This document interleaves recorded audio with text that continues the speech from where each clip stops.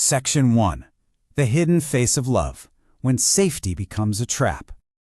Now, we often think toxic dynamics are going to be super obvious from day one, but they almost never are. They usually start off masked as this intensely perfect romance.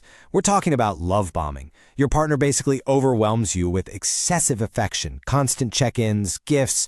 They treat you like absolute royalty. I mean, it literally feels like a fairy tale. But here's the catch. This extreme early attention isn't actually genuine love. It's a highly calculated setup designed to create a false sense of absolute security. Listen to this quote. I thought his control was proof of love, but my inner self was suffocating little by little.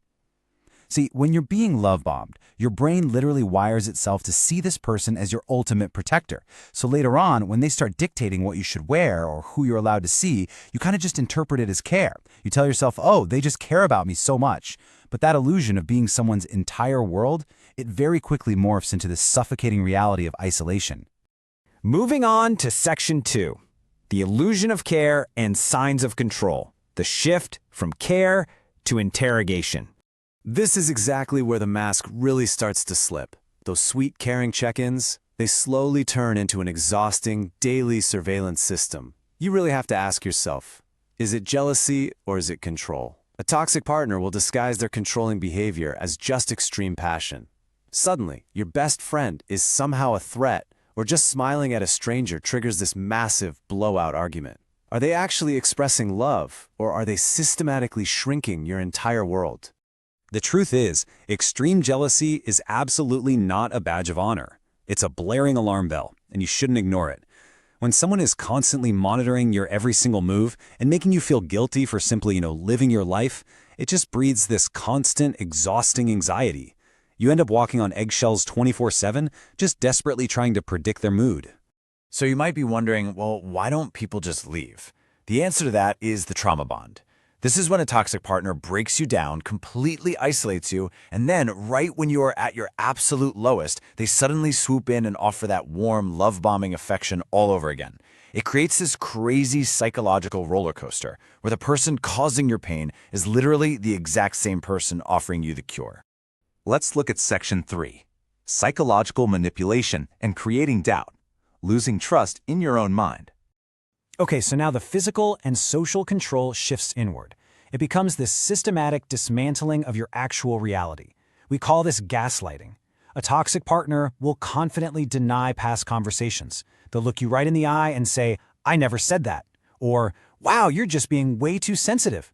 And they do this with such unwavering confidence that you actually begin to doubt your own memory. You eventually find yourself apologizing for things you didn't even do. Please hear me on this. Never, ever let someone silence your inner voice. Trust your intuition. If something feels off, it's because it is off. Your internal compass is your first and honestly your most reliable guide back to safety. Section 4. The weapon of silence and playing the victim. Dodging accountability. So, what happens when you actually confront them? Well, a manipulator rarely takes responsibility. Instead, they use these deeply frustrating passive-aggressive tactics to maintain their dominance. Enter defensive projection. This is how the manipulator masterfully plays the victim. If they lie, they accuse you of being untrustworthy. If they are hurtful, they'll actually cry and claim that you're the one hurting them. They flip the script entirely, leaving you utterly confused when all you did was ask for some basic respect. And that leads directly into cognitive dissonance. It's this agonizing mental conflict that perfectly explains the whole silent treatment dynamic. When they punish you with silence, your logic tells you you're being mistreated, right? Yet, their projection makes you feel like it's somehow your fault. So you just sit there, agonizingly staring at your phone, practically begging for a text message just to end the painful silence that they orchestrated. But remember this. You are the master of yourself, responsible only for your own actions. You are absolutely not tasked with fixing a broken person. And you're definitely not meant to absorb the blame for someone who literally uses silence as a weapon. You only control your own behavior and your own boundaries. Section 5. Your path to recovery. Reclaiming your inner peace. We've looked at the darkness of feeling trapped. So let's shift toward the light of empowerment and practical healing, because healing is absolutely possible. First off, give yourself the grace to heal without the self-blame.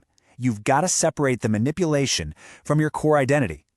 Being deceived wasn't a sign of weakness. It was a sign that you have a pure, trusting heart, and you deeply deserve a love that empowers your growth, not one that diminishes it. To help with that, I want to share a really effective, gentle technique called the emotional balance scale. So grab a journal and draw a simple scale. On one side, I want you to list everything you give to the relationship. You know, your patience, your compromises, your warmth. Then on the other side, write down what you actively receive in return. And I mean what you actually get, not just what they promise you. Look at it logically and ask yourself honestly, is this balanced?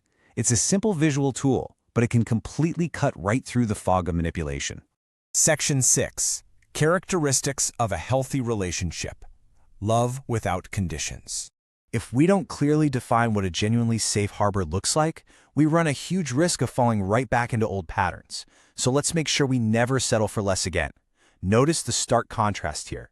On the left is that illusion of love we've been discussing, totally rooted in control, isolation, and constant doubt.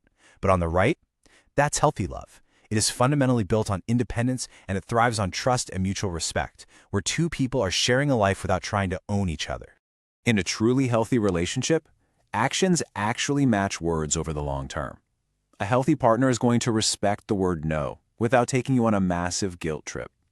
They don't try to change your clothes or isolate you from your friends. They provide the space for you to just be your authentic self. In conflicts, they're discussed calmly, like a team. True love brings profound peace to your life, not a constant state of psychological warfare. If there is one core message you take away from this explainer today, let it be this. The right person makes you feel safe, not constantly monitored or doubted. You do not have to shrink yourself or compromise your own sanity just to be worthy of deep, unconditional affection.